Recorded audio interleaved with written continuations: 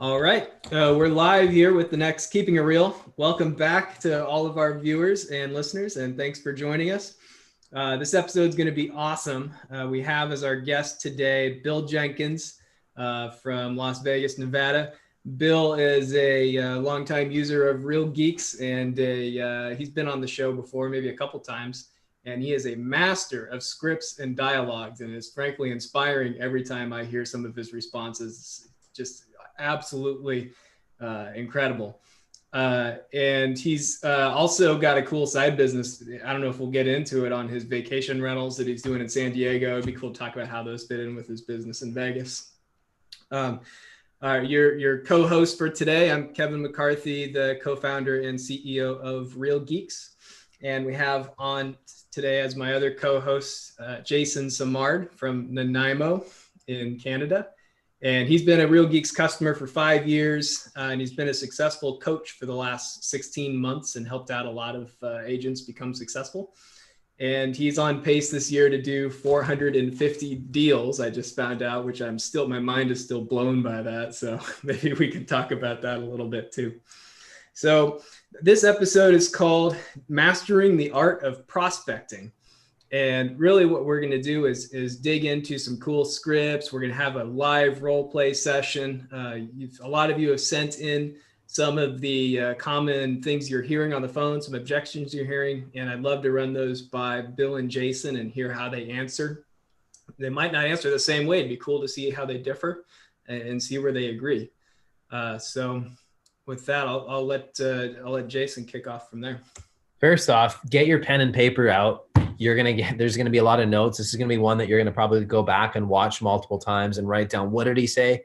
Yep. Bill's a master.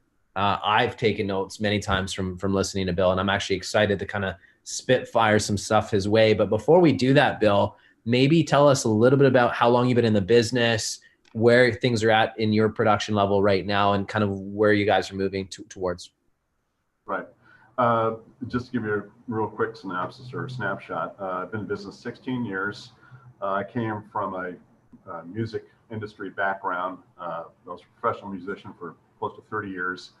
I worked with tons of different stars, Captain and Tennille, Engelbert Humperdinck, Bill Cosby, and Margaret. I mean, a lot of these people your parents probably know about, Jason, but you don't.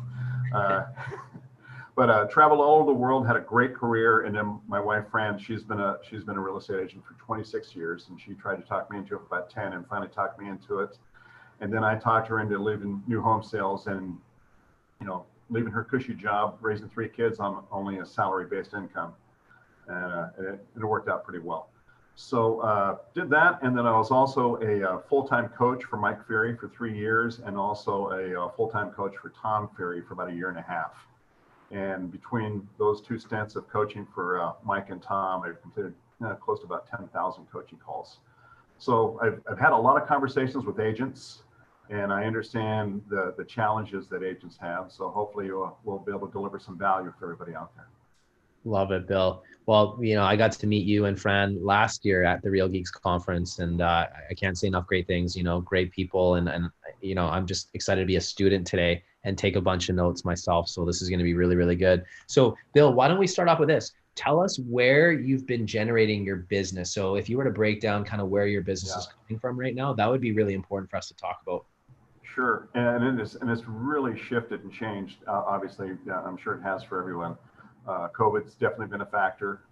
Literally when COVID hit strong here in March, our business literally shut down. I mean, it was like a light switch. So we had to adjust.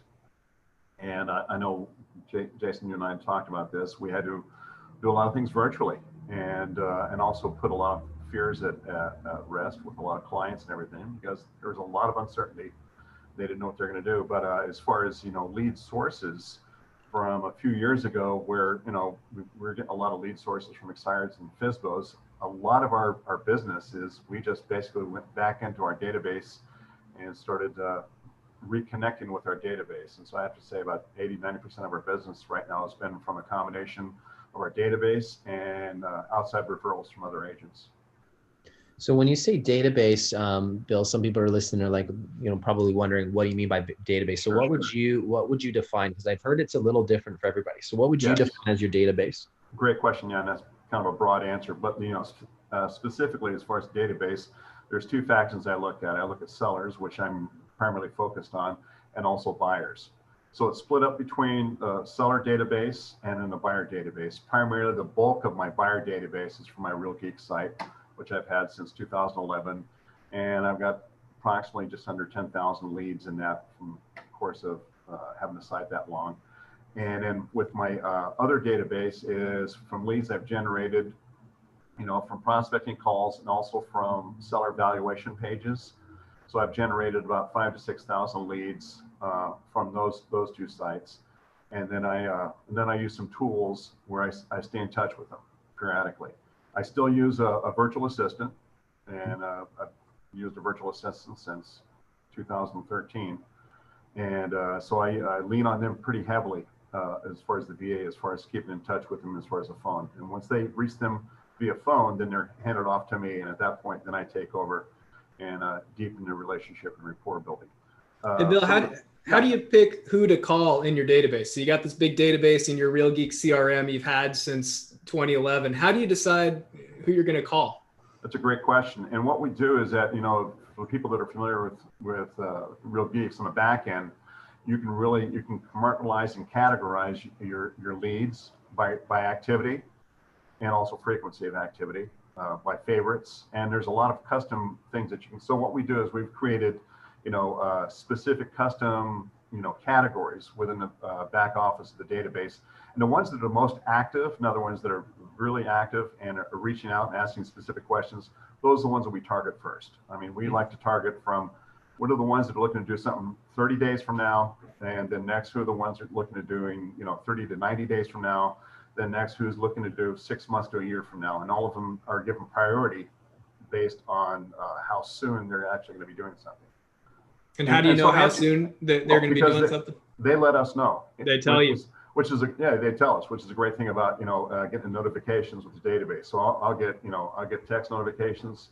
My assistant Maynard David, he gets notifications, and so when he sees somebody popping up, they're active on a site, boom, he gives them a call. And I've coached them to make it as conversation as possible, and also to make it seem like it's serendipitous, not like they're stalking them. That we notice that you're on the site. Now, when you give them a call and say, hey, listen, my boss Bill wanted me to give you a call and just stay in touch and see how you're doing, and if you had any questions or if you needed any help in any way with your search. And they say, well, no, not really. That's weird. We were just on the site. He said, oh, you're kidding. Wow. Well, I'm glad I caught you when I did. So, we just make it conversational that way, but utilize the tools that when you're notified when they are active, then to reach out to them. That's a great time to reach out to them. Love it. So let's go back to some of the lead sources you talked about. So you shifted from expireds and FSBOs because I guess there's been a lot less of those. Yes. The last few years. Yes. But I remember a FSBO script that you gave last year at the Real Geeks conference, and I think we need to kind of like brush that one back up. But basically, the objection was, it was a FSBO, and you were trying to earn their business while you were there. And I don't know if you remember talking about this on the panel last year in Real Geeks, but you talked about you prioritize that with for sale by owners, most buyers are investors that are looking for a steal. Oh, I remember what that was. I called. Can you go through that again? That was amazing. Yeah, that was I called that the FSBO problem script. Because look, the reason there's you probably boil it down to a couple of reasons why for sale by owners are going to sell it on their own. Either they had a bad experience with an agent, or they truly believe that they can do it on their own and think there's nothing to this. So obviously we know that that's not the case. We know that 85 to 90% of them end up listing with an agent. So if you let them brush you off with, I can do this myself, I've done this before.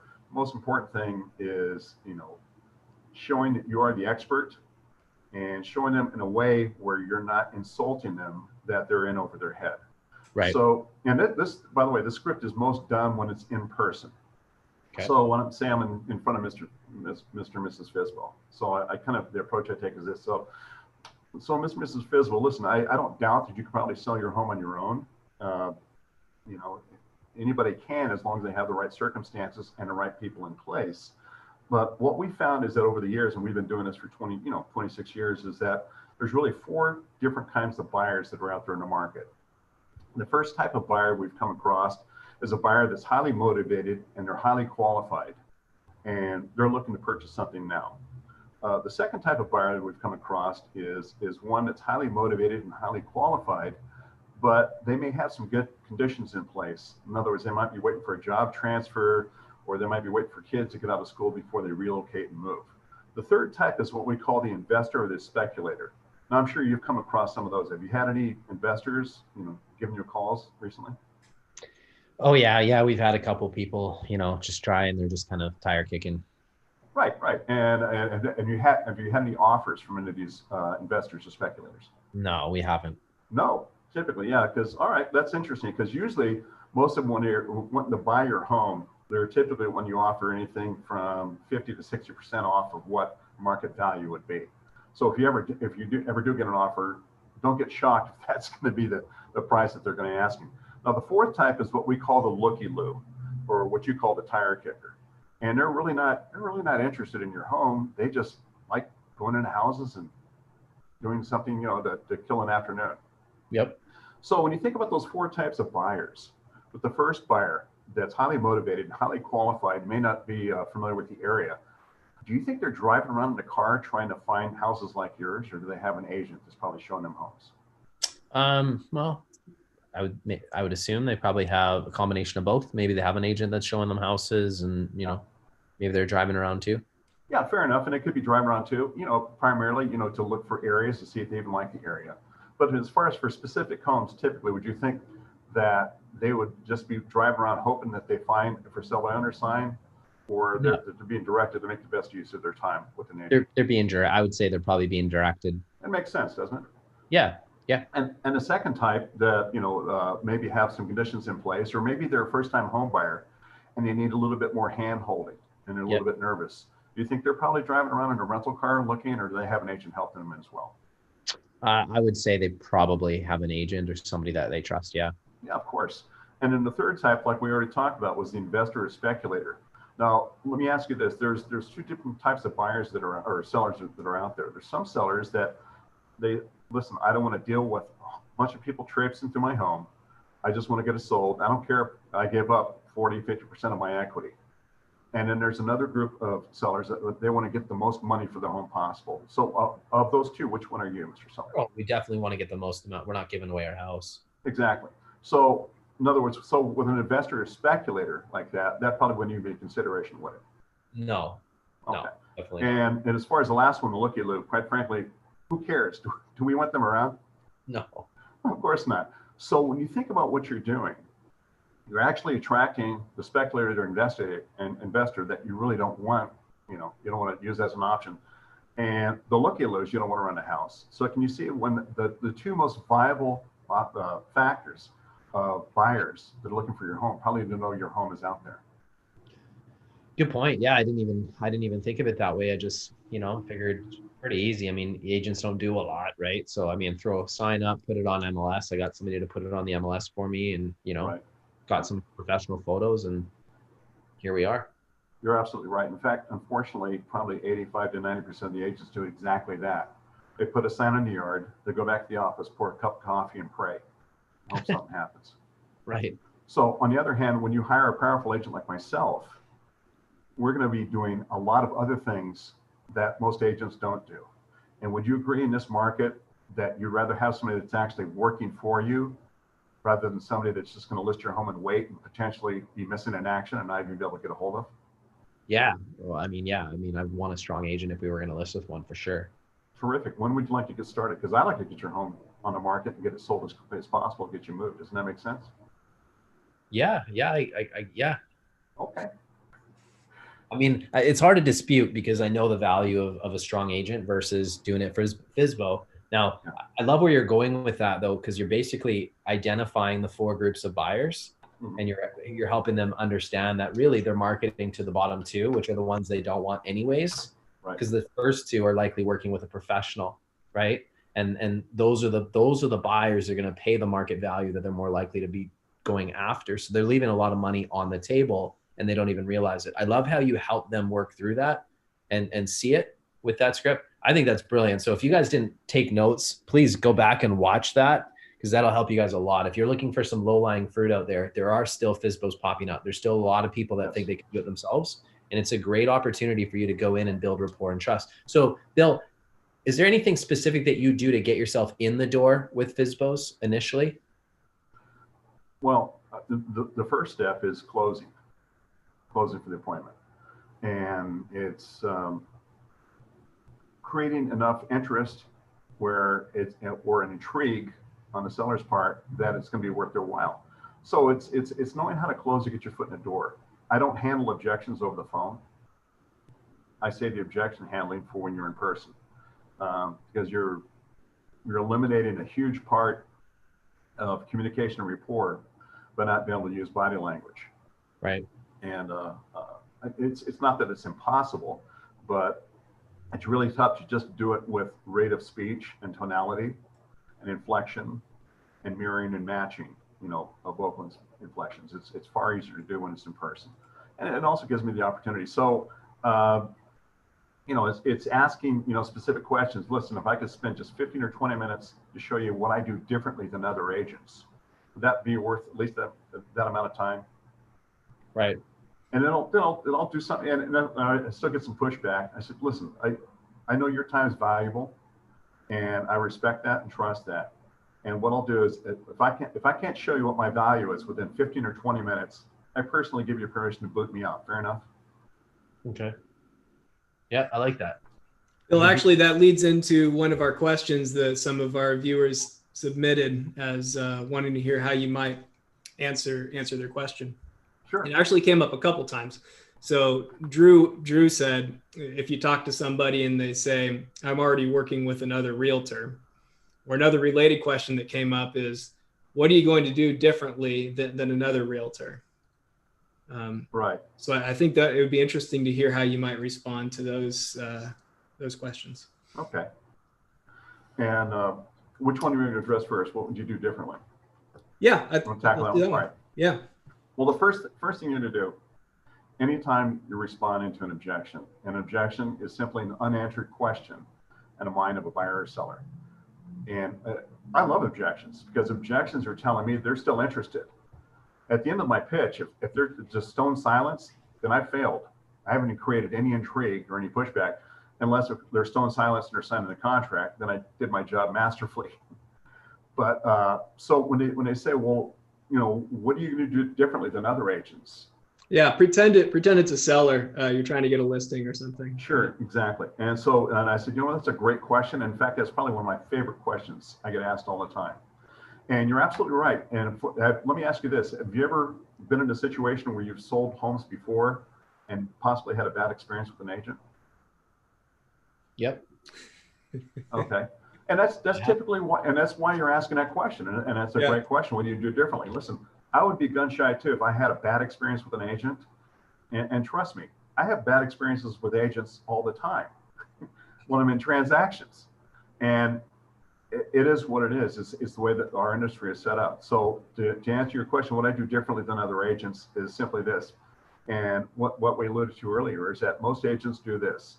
You sign on the dotted line while the ink's still wet, you're shaking hands, they're excited, they drive off, and they go to the office and they pour a cup of coffee, put it in the MLS, and then you never hear from them again.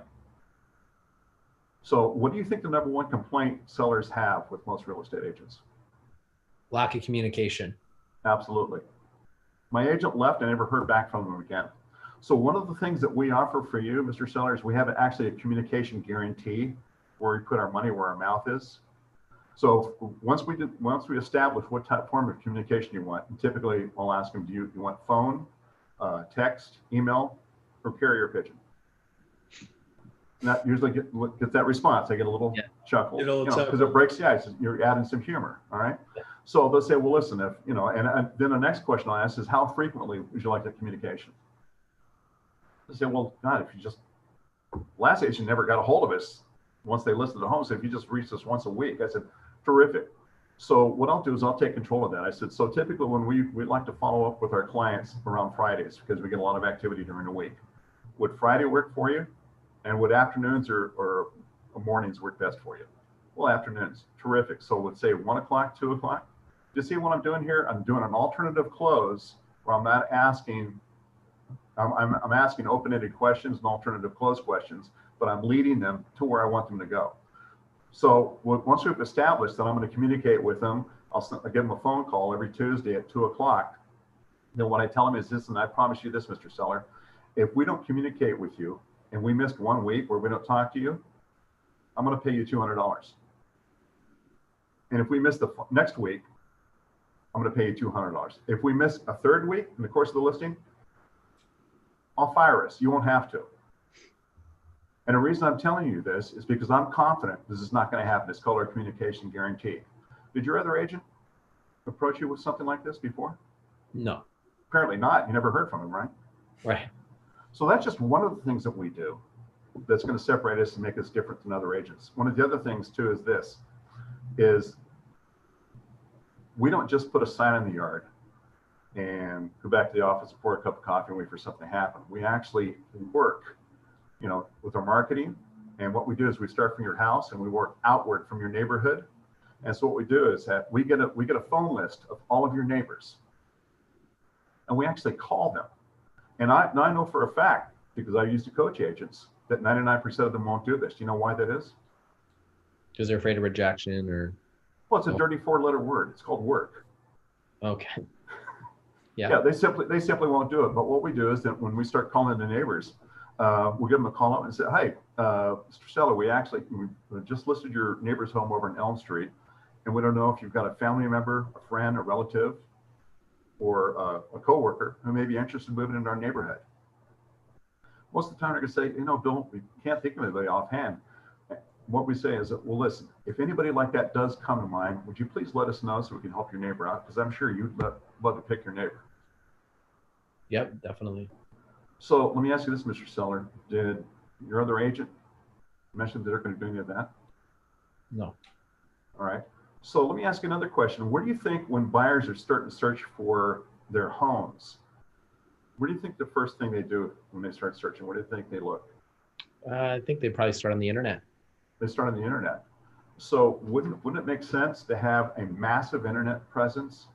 In other words, so massive that no stone is unturned, so that your home is going to be overexposed. Yeah, that sounds good to us. That's why we hire you, right? You're the expert. Well, exactly. We are the expert. And this is what we discovered, because we've done this thousands of times, that we know what it takes to actually market and sell homes. So what I've said with you so far, is there anything that I may have left out that another agent has told you?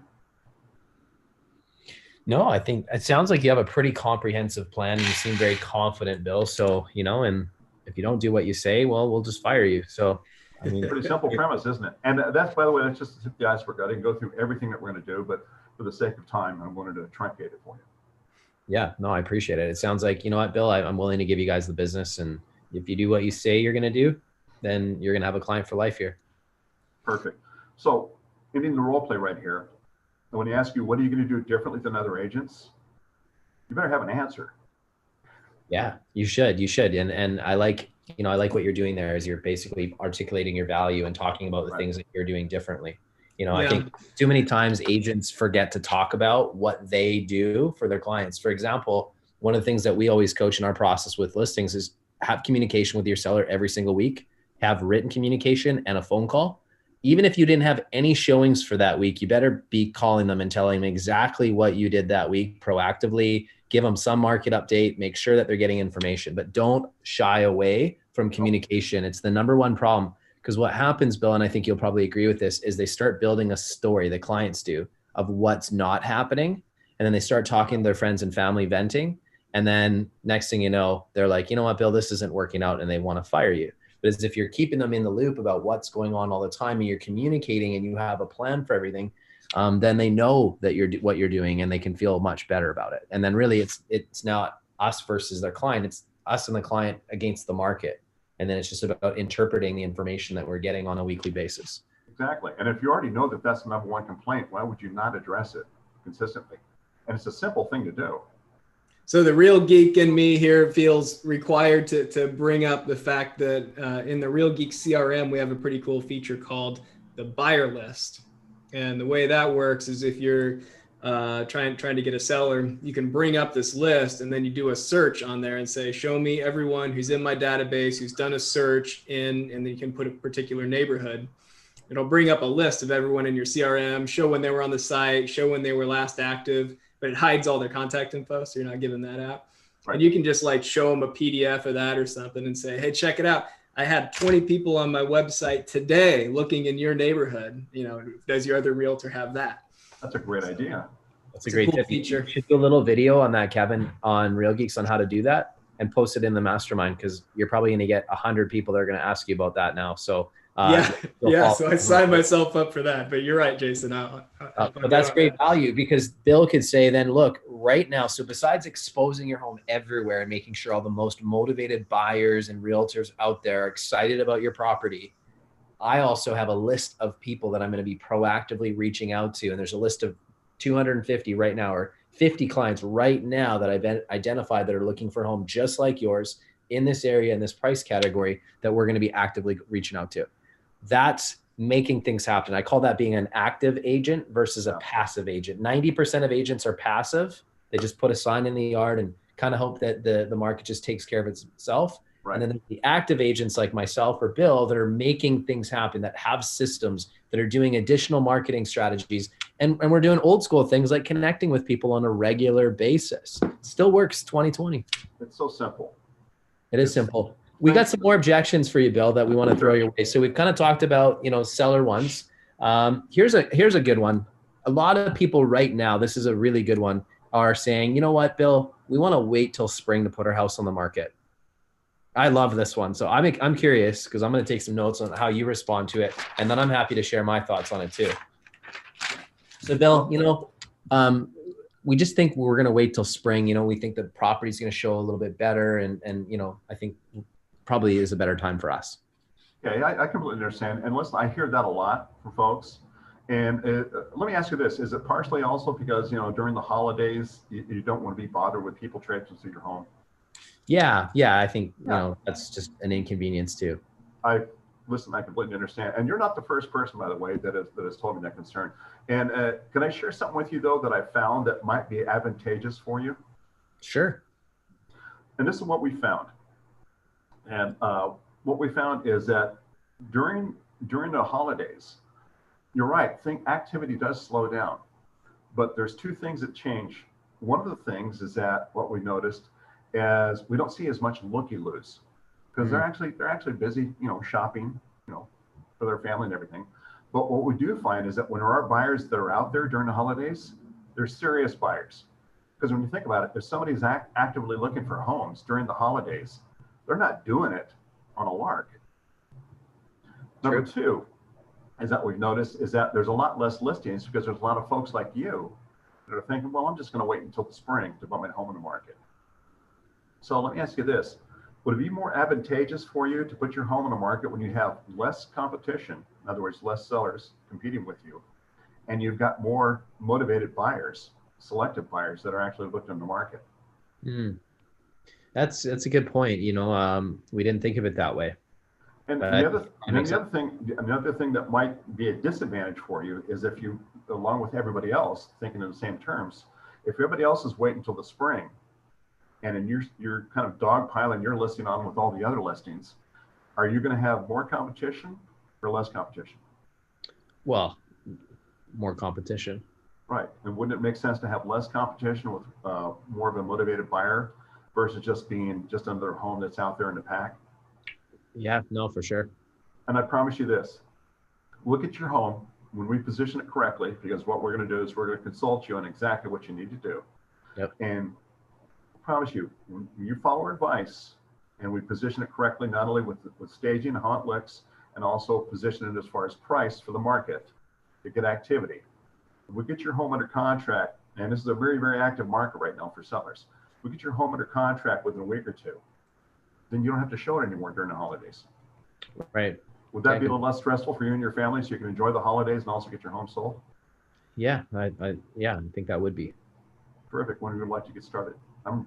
I vote now. Yeah, sounds good. I like it. All right, so how would you do it? Yeah. So you play the role of the client, and you can just, Sure. you know, Well, listen, Jason, everything you said sounds great and everything, but I don't know, we just want to wait until the spring. Yeah, you know what? Thank you for saying that, Bill. I really appreciate it. A lot of clients that I'm talking to right now are kind of saying the same thing. So can I ask you, Bill, what is it about spring that you think would be better for you? Well, I don't know. I just, it's, obviously, Thanksgiving's coming up and then Christmas is coming up. And I don't know if I want a bunch of people traipsing through my house. And I just think, I think there's more buyers in the spring. Okay, so good point. So some of your concerns, just so I'm making sure I understand, was the fact that the holidays are coming up. You want to have less people trickling through the doors. You don't want that inconvenience. You feel there's going to be more buyers looking in the springtime. So you feel like that may allow you to sell it for more money. Is that what I'm hearing? Yeah, that's what we think. I don't know if we're right or not, but that seems logical. Yeah, for sure. Do you mind if I give you just a different perspective? Sure. Just you can kind of at least know your options. And either way, just so you know, I'm excited to help you, whether it's now or spring or whenever you're ready. I just want to make sure you're getting the right information first. So right now we have record low inventories, Bill. We're in what we call a seller's market at the moment. And so because there's very little inventory, we may have less buyers currently, but the buyers that we have in the marketplace right now are the most motivated buyers we've ever seen, right? These buyers are looking to buy right now. And we also know that there is some volatility on the horizon. We still have a pandemic that's not under control. And there's other factors that, with the economy and everything else, I can't predict for the springtime. One thing I can tell you though, right now is an amazing time to sell if you want to net more money in your pocket. So if there was nothing that was preventing you from selling now, and it was just more the inconvenience, because we can overcome that quite easily by creating a showing schedule, making sure that we have the home on the market during times that you're not going to have family and friends over. And we really restricted that. But we could actually net more money in your pocket right now, potentially, Bill, by selling it, because in springtime, you're going to see a flood of inventory to the market. So you're going to want to be a buyer in the springtime because you'll have more options to choose from. But what happens for sellers when buyers have a lot of options is they become a lot pickier, and it becomes a lot harder for us to get the leverage that we need to sell for that highest priced. So my advice to you, Bill, is if there's nothing stopping you and it's just more of inconvenience, we can work around that. I think we should consider making a move and listing it now. Well, I can look you in the eye and say, look, with certainty, I'm confident that the market will bring results right now. What do you think about that? I'm not going to say no to that. So I love how you did that. I love because you made it like right now is the best time to sell, and in the spring is the best time to buy. And you're not lying. It is reality, because there is a seasonality to that logic and that statement. That's great. And the reason I asked, so I like to acknowledge where they're coming from. Hey, it's a valid concern. I totally get it. Can I ask you, what is it about springtime that makes more sense for you? I need to know that. I don't want to try and guide them to that. I want them to tell me their reasons so that I can actually acknowledge the true objection. And really, in this case, it's because they think they're going to net more money selling it in the springtime. They're concerned about some inconveniences, but I think that's a secondary thing. Because at the end of the day, Bill, if it was about money, if you knew that selling now you could net more money in your pocket than waiting to springtime, would that potentially alter your plans? Every time. And well, yeah, like for us, it really is about more money. Now, if they're like, look, we have something like my wife's in the hospital right now, we're dealing with a lot of stuff, then I'm gonna pull back in that case, and I'm just gonna kind of nurture the relationship and be helpful. But I have to understand why. Is it an objection or is it a condition? Exactly. And that's Most things are an objection. Yeah. But some things are a condition. So you don't want to push without really understanding first. Right. And so it's just about exactly like you, an advisory approach where you kind of help work them through it. And it works exceptionally well. And wintertime, believe it or not, is a great time to sell a property because of the fact that there's not a lot of competition. Right. And the buyers that are out there, they're not wasting your time right now, right? Especially if you're in a Canadian climate where some of us are, we'll have rain, but other parts of the country will have snow. Nobody's out looking at houses for fun during the wintertime, right? Buyers that are looking have reasons to, and they're motivated. And as a seller, we can take advantage of that. Yeah, and just to piggyback on what you said, just to be clear, and because I think sometimes if you try to plow over a condition, then you're going to lose rapport with the person, because then it's going to appear like your needs are outweigh what their needs are. So an objection is simply an unanswered question in the mind of a buyer or seller. A condition is something you can do nothing about. Yep. I heard from Greg Harrelson once. He said an objection is just, it means yes is possible. Yes. An objection just means yes is possible. If yes is possible, it's an objection. And I'm like, that's right. Yeah, an objection is simply, I like what you're saying so far, but give me more of a compelling reason of why I should say yes. Yeah, right. I noticed both of you guys start out the same way. So let me preface, I'm not an expert in this in any way. So as an amateur analyzing the way you guys respond to these, is you both start out with really validating their concern. Yeah. So you don't jump straight in with why they're wrong, right? You go, oh, I can totally understand how you feel that way. And just sort of say, I hear other people say that too. And then the person's kind of going, oh, okay, well, they're listening to me, right? You don't just start in straight, well, you're wrong because it's the best time to sell, which I think could be natural for a lot of people with the driver personality that want to get straight to their point. So, well, there's yeah, you're absolutely right. It was very astute on your part. There's 4 steps, and Jason knows this. I mean, for handling objections, the first thing is you approve, you agree with them, because when you agree with somebody, can they argue with you? No, because you're on their side all of a sudden, right? Yeah. It's like they're going to slam a door that they think is locked, and it just opens right open, right? You call it agree, I call it acknowledge. It's the same thing, really. Right. At the end of the day, it's acknowledging what they're saying. Approving, yeah. Approving what they're saying, whatever you want. Yeah, it's the same thing. Yeah, agree. Yeah, 100%. And it's just using it. And like you were saying before, which you masterfully did, is isolating what the objection is. Yep. I call that exploring. Like I need to understand. So I'll ask a good question to understand it. What would you do? You did it slightly different, but you did the same thing. You kind of asked the question. Right. So what in your process, what is that? Because for me, it's acknowledge, explore. Those are the first 2 steps. I will not make a recommendation until I've explored and understood the objection or the client's need first. That's like a really big thing with us. Exactly. Well, you want to find out, first of all, if you're trying to handle an objection, you don't know what is behind the objection, then you're throwing darts blindfolded. So you have to isolate and understand, what's the question behind the question? What's the pushback response of what they're saying? Find them. So isolate it. Then the next step is step 3, really is handling the objection in the form of a question, and just handle it in the form of a logical question. Then the 4th step is either closing by using a tie down or another opening question that leads to a logical result. And that's really the 4 steps for when you're responding to objections. Objections shouldn't be this big scary thing. I mean, it's I've said this many times. The buyers and sellers out there, they've got their scripts down. But the good news for us is that they don't have a secret mastermind where they get together and come up with different things to say every month. It's true. It's the same stuff over and over again. So if you isolate what you're hearing over and over and over again, and just use those 4 steps for handling objections, and just come up with some logical questions to ask, you'll never be fearful of it again. And what happens when you start doing that is that, like the way Jason handles it, the way I handle it, your confidence is going to increase. And an interesting thing will happen, and Jason, I'm sure you'll agree on this, is that the more you're confident in handling any objection that comes your way, the less objections you get. Yeah. Because we're the ones that create the objections. It's not the buyers and sellers. We're the ones that actually created them. That's the part that a lot of agents don't get. How come I'm getting all these objections? Well, you're creating them with your tonality. You're creating them with what you're saying. You're creating them by not asking questions. You're creating them by being statement driven. Yep. So be more inquisitive, be more compassionate, and just be a human being. Just pretend like you're approaching somebody the way you would want to be approached in a sales situation.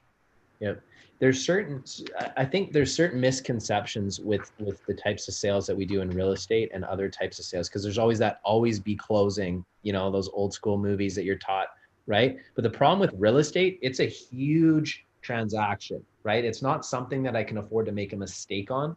And so if you're going to try and put pressure or try and sell, you're actually going to do the opposite effect. You're going to get a lot more pushback. right? So the biggest thing with real estate is stop trying to sell and be so outcome driven, and really just like seek to understand your client and what they're saying and where they're coming from, so that you can help them work through the obstacles that they have in their mind. Because that's usually what it is, isn't it, Bill? It's the same stuff that we hear. You could put it on repeat, but they're just obstacles that they have in their mind. And a good advisor just helps remove those obstacles. And that's exactly what you and I both did, right? We both have a 4-step process. The wording on it might be slightly different, but it's the same thing. We both have a lot of confidence. Like, there's not a single conversation that we're not going to be comfortable having. Right. And in fact, I'll always bring I call it the elephant in the room. If there's a concern, I'm going to put it out on the table and then make sure that we work through it. Because when it comes to real estate, you can't sweep anything under the rug. No. Right? If you're thinking about it, they've been thinking about it for twice as long. Just deal with it. You can't sweep it on. It's like a fight with your spouse. If my wife and I get in a disagreement, I'm going to have to deal with it. Whether it's today, 2 days from now, I can't just sweep it on the rug and hope that we're never going to have to deal with it, because we will. Selling real estate's the same way. So I think too many agents are too quick to try and rush out of there, get the paperwork, and then leave. And it's just like, all those objections are going to be there and they're going to be festering with your clients. Put them out on the table, be confident to kind of move through those obstacles with them, so that at the end you can check in for satisfaction and say, hey, Bill, how are we doing? How are you feeling? Do you feel better now? Because if they're not excited about the process, they might sign, but I can promise you they're going to have remorse later, and then it's just going to fall apart in your face. So any thoughts on that? Well, the thoughts I have are just basically, don't overpromise and underdeliver. Underpromise and overdeliver. And what I mean by that is that, if you're, I gave you just a little hint of some of the things that I say that I'm going to do. And it's not lip service. Those are things that I actually do. So if you're promising those things, deliver on those promises. And I guarantee you this, is you and I know that the majority of the agents out there, and be honest, if you get a listing, you just put it in the MLS and you wait for somebody else to do the heavy lifting, and wait for something to happen. And it's very easy to do in this market. And the danger of that is, in a seller's market, it doesn't mean you're a genius. It means the market's doing the heavy lifting for you. And at some point, when that market shifts, and it will, because I've been through several of these, when it turns more into a buyer's market, then you're going to have to dust off some dialogues or learn some new dialogues that you haven't learned before. So rather than having to do that, be reactive, be proactive. Love it. Let's go through some more objections here, because there's quite a few people that took the time to send us some objections, and I want to hear your thoughts on some of these. So we talked about waiting till spring. How do you deal with this? So internet lead, this is a common one, right? A lot of our clients, would you agree, or your clients, Kevin, are using Google AdWords, Facebook leads, Bing AdWords. So let's just say somebody's registered on the Real Geeks website and they just say, oh, you know what? I'm just looking when you contact them. How would you handle that? Yeah, we get that a lot. Or I'm just browsing. Yep. I get a ton of that. And I mean, the first thing, I say, obviously, is, listen, of course, I understand. And listen, I'm glad you chose to browse or look here. I appreciate that. And I just want to make this as painless for you as possible, because look, the last thing you want is somebody trying to sell you something. That's why you're just browsing. And I get that too. It's like when I go into a department store and a salesman walks up to me and asks me, can I help you? What's the first thing I say? I'm just looking.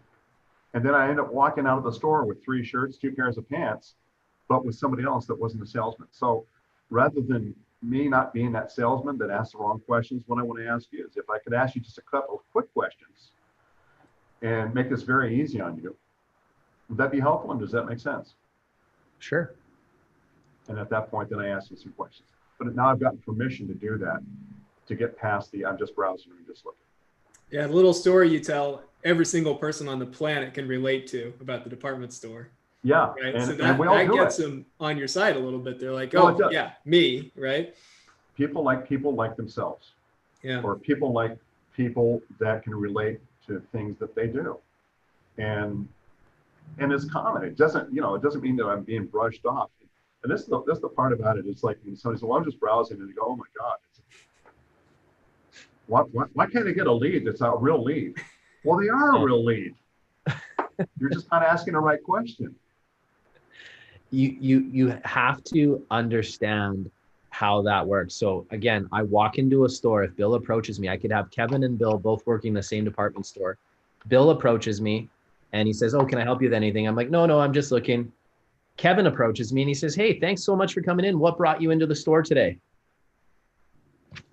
Well, I feel like I need to respond now. So with Bill, I can brush you off quite easy because your first question's terrible, right? Yeah, right. It is in this role play. I'm just like, Yeah. look, I'm just looking. Even though I know that I'm there for a reason, I would never walk into a store without a purpose. Being a guy, I mean, I just don't. But I'm sure there's lots of people that do, but I wouldn't. But Kevin, your question was a lot more engaging. Hey, welcome to the store. I'm curious, what brought you in today? Yeah, because I can't think of an easy way out of that. I can't just say I got to come up with something, right? I've invited you to open up a little bit. Yeah. And you hesitate, but you're like, well, I was just kind of coming in to browsing at some jeans, but you're going to come up with something that's not a canned yes or no type response. And I think that's really important to know. So it's the same thing with internet leads. That first question is really important. And regardless of what they hit you with, you need to be prepared to continue to move the dialogue forward. Yeah. So for us, I would just say, hey, thanks so much for checking out the website. I really appreciate it. I love getting people early in the process because this is a great time to make sure at least you're getting the information that is relevant to you. So can I ask you what sort of prompted you to kind of browse around for properties today? And then just let them answer. Too many times we're trying to get them to say yes or no, and we're not comfortable with open-ended questions, and you should be. They're like the most powerful questions you can ask in any consultation, if you want to build rapport with somebody, ask them a good open-ended question and then genuinely listen to what they say. So that would be how I would approach that. Yeah. Really simple, and have some tonality, have some enthusiasm in your voice. Bill, wouldn't you agree that's hugely important when you're talking to the phones? They can't see you, so they can only feel the energy that you come through with. So come from being thankful that they're on their side. Hey, thanks so much for choosing my site. I really appreciate your browsing on my site. Yeah. Well, what is it that prompted you to kind of start looking and exploring today? What is it that if you were to do something, what would you be doing? Right? Get them to talk about something else, but don't get discouraged because they said, "Oh, I'm just looking." Oh my God, they said, "I'm just looking." Oh my God. It's like, it's okay. It happens to all of us. The difference is some of us have processes to overcome it. Yeah. Or identify it as just another bad lead or a flake. Exactly. Because trust me, those same bad leads, Bill and I have made a fortune on them, and our team are making a fortune on them. So they're not bad leads. I think you have to be able to point the finger at yourself and take accountability. Maybe you need a little extra coaching and mentoring, and that's why we put these out for, right? Is to bring value. Exactly. Listen, not to be disparaging to anybody, but if you know what to say, you can make money with the wrong number. It's true. It's true. We've converted Mickey Mouse. We've converted FU. A few times. So, absolutely. It's about having a process. That's right. Let's see. What are some of the other objections, Kevin, that came through? Yeah. We've had more coming into our form still as we're doing this show, and people in the chat. And a big one there's Paul here in the chat says, "Hey, I haven't heard the big objection yet, which is commission." And someone's putting in the form, "First question I received talking on the phone to a possible seller is, what is your commission?" So they're going to start right out with that. I mean, if it was me, I would have no idea where to go. But that's why I'm not an agent. Well, that's why you build great tech, and we appreciate. Thank you. Yes, thank you. That's why you keep us organized. Bill, what's your commission? Well, that's a great question. And first of all, let's back up a little bit. Is this an objection response when you're on the phone or when you're in person? Let's say it's on the phone. Let's just go with the phone. Let's say it's on the phone. All right. What's my question? That's a great question. And it's one of the first things we'll address when we meet. But typically what I'll do is I'm going to break down for you exactly what we do and why we get paid what we get paid. Does that make sense? Okay. Yep. Right. I'm going to defer it, and I'm going to wait until I meet with the person. Now, if they keep, well, listen, it's important. I want to know, it's important. I said, well, listen, our commission is this. Our commission is 3%. Okay. And then I just shut up, wait for it. Okay. Is there anything more than that, or?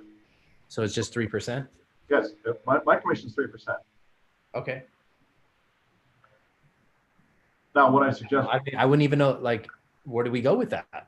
Well, I don't know. Yeah. I don't Great. typically if they say, well, that's too high, then at that point, then I would have to go deeper on the phone. But let's, for the sake of argument, let's pretend that we're addressing this in person, okay? But typically, what I would do is I try to defer it before the appointment. Now we're in front of the seller. Already did my pitch and everything, showed what our value is, and I said, well, what's your commission? And this is what I tell them. I said, well, my commission is 3%. What I would suggest you doing in this market, you can actually we probably get away with you doing 2.5 or 3, but I would suggest doing 3% on your side for the buyer's side. But as far as what I charge for my fee is 3%. Well, Joe Blow down there said he could do it for like 1%. I said, well, I can appreciate that. And can I share a concern I have with you for somebody that's offering to try to sell your home for 1%? Yeah, please. Well, if this person is like using, in other words, negotiating against their own money, in other words, the money that they're using to feed, house, and clothe their family, and they're willing to give up their own money like that, when it comes time to negotiate the best possible price for your home, what type of negotiator do you think would be for you? And is that the kind of negotiator you want on your side, or do you want a strong negotiator like myself? Or let me put it another way. You know, of that 3% that I'm charging, 1% of that actually goes to, you know, our admin and everything that's going to stay in touch with you and also help me do all the market we have in place. The other 1% is going to be actual fees that we spend on the 1% of the 1% towards marketing. Because as I explained to you, we put them in 250 websites. We're hitting it with TV. We're also hitting it with postcards. We're also paying for admin that's making the phone calls to make sure that we're staying in touch with you. But there's a cost to that. Then the 1% that's left, that's what I actually use to house and feed and clothe my family. And of that, the government gets about 25% of that. So I only get about 0.75 of the 3%.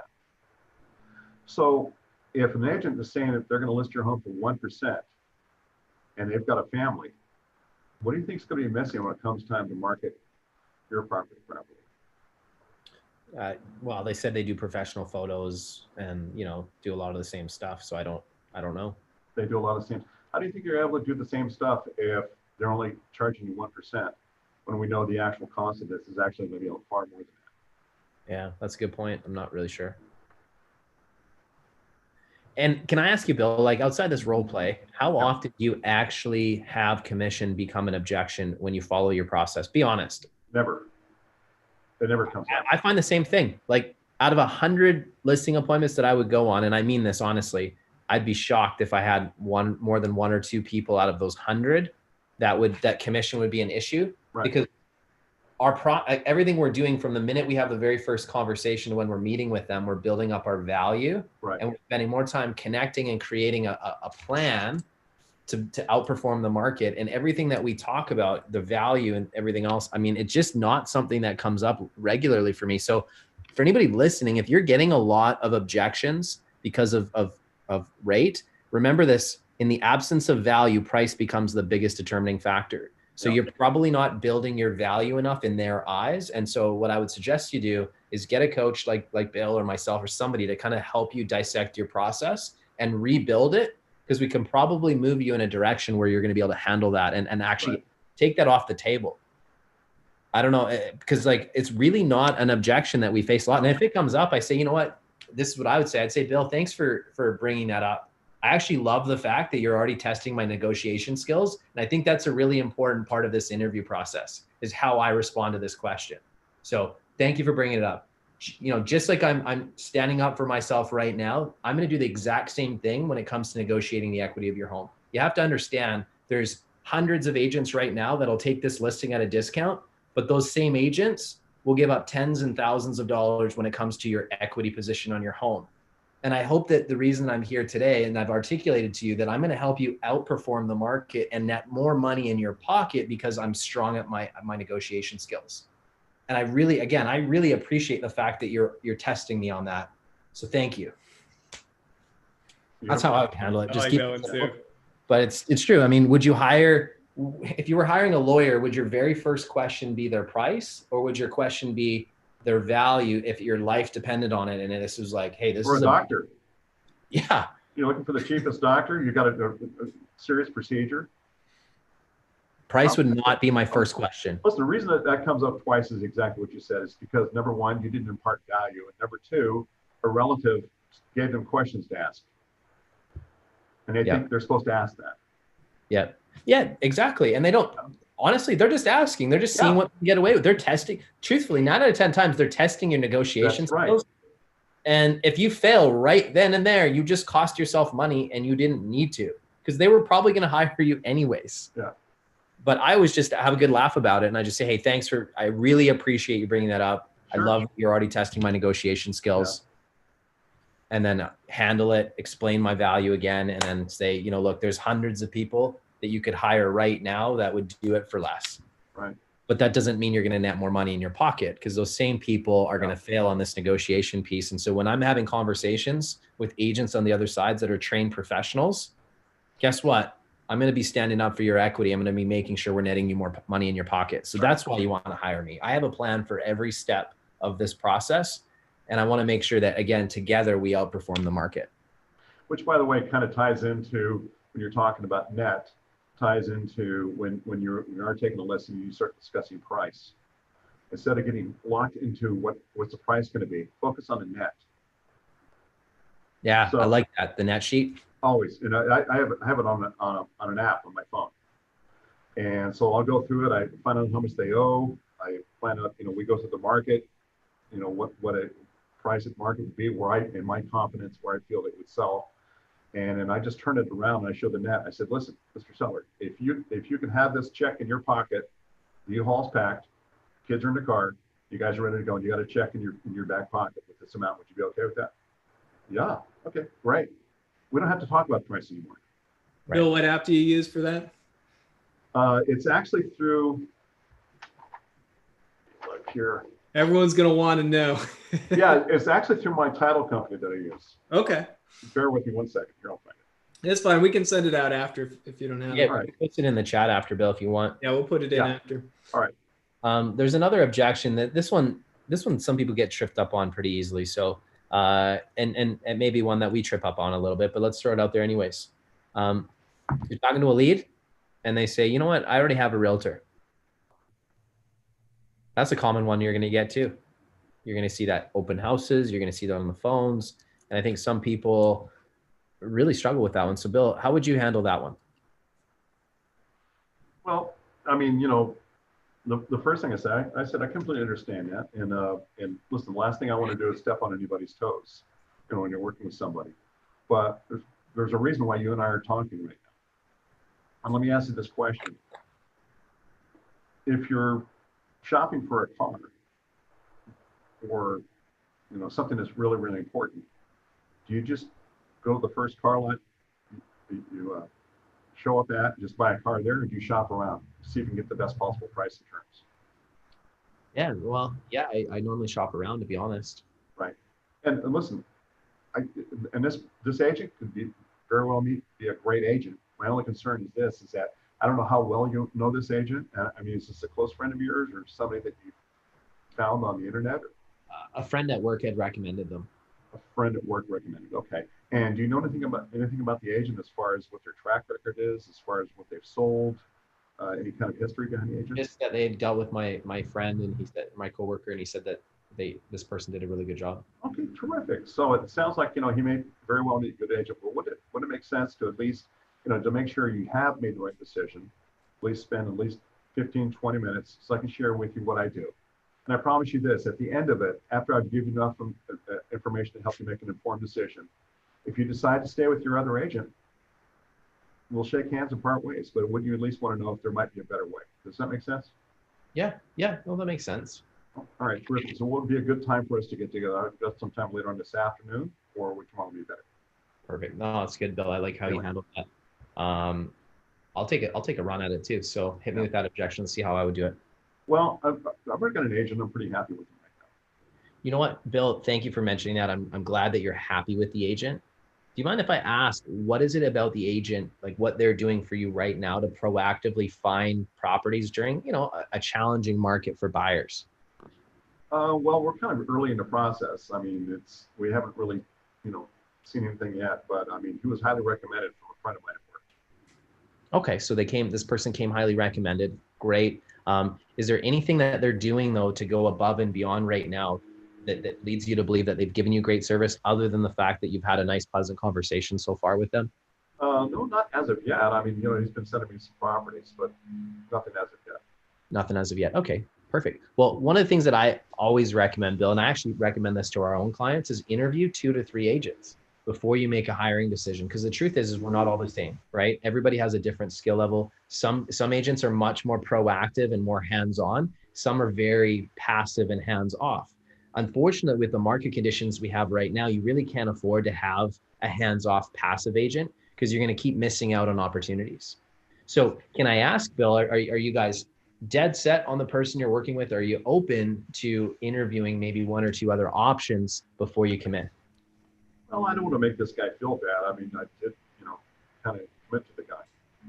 Sure. Yeah. I can appreciate loyalty, and I can appreciate making them feel bad. At the end of the day, though, we're not talking like small money here. We're talking big dollars with real estate. And I think you really need to make sure that you're getting results. And you could get very frustrated if you get on with the wrong agent in this market right now. So again, if you're happy with the agent and you can honestly look me in the eye and say that, great, please use our website. It's an amazing resource. It's well supported. Use the tools that are here. But if you're open to a different way, and if you're open to hearing about what we do to really be proactive and put things ahead of our clients before they even hit the market, then I'd love to interview for that position if you're open. Well, I'm open to that. Yeah. And that might be where I'd go. It's a tough one. Look, if you're in a small market, you got to be careful, right? Because you don't want to step on your colleagues' toes, right? It's a tricky one. Yeah. At the end of the day, there is opportunity there if you just kind of explored a little bit more and you kind of work through it. And at very least, what our goal is always is to leave them with a positive experience, so that they stay connected to the website. And if that agent drops the ball, we're there to pick it up. And we've actually picked up many balls that have been dropped. Yeah. So that's sort of like our angle with that particular objective. I agree. And the other thing too is that you don't want to speak disparagingly about another agent. I mean, it's not going to make you look. If anything, it's going to repel the person that you're trying to attract. So that's the last thing you want to do is try to downplay or disparage another agent, regardless of what their experience is.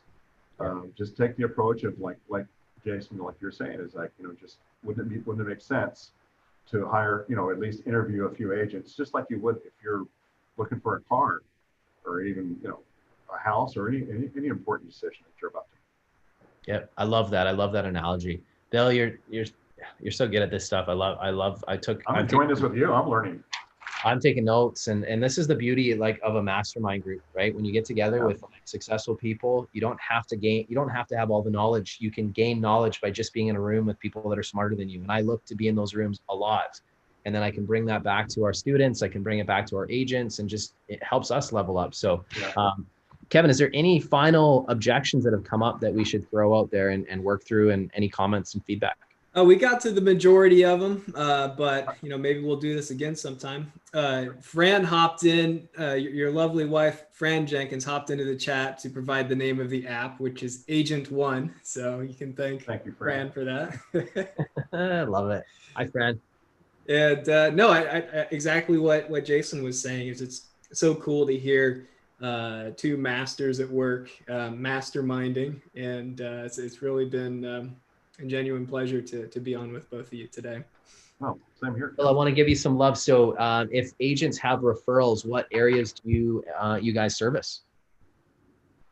Yes, we service all of Las Vegas, Henderson, North Las Vegas, and Boulder City. And so far, our track record when we get referrals from agents has been 100%.